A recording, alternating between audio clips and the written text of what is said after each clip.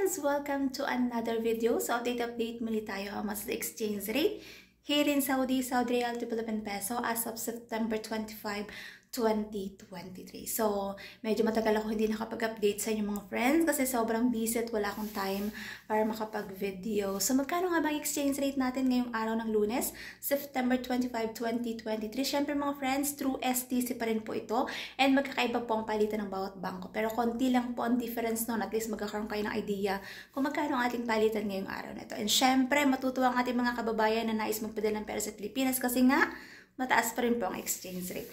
Pero batid natin mga friends pag mataas ang exchange rate, bagsak ang peso. Meaning mataas ang bilihin sa Pilipinas. Pero batid din naman natin na hindi siya automatic na kapag bumaba ng konti yung exchange rate, ibababa din yung mga bilihin. Hindi siya ganun automatic mga friends. So, kaya tayong mga OFW talagang itinatao natin at nais natin pag nagpapadala tayo ng pera sa Pilipinas ay mataas ang exchange rate kasi malaking tulong yon para sa ating mga pamilya doon sa Pilipinas. So, magkano nga bang ating exchange rate? Papakita ko sa inyo mga friends kung magkano ang ating update ngayon, September 25, 2023. Update natin mga friends, 1 real equivalent ng 15.4 pesos. So, mataas pa rin po talaga mga friends ang ating exchange rate at hindi na siya bumababa talaga sa 15 pesos ang isang real.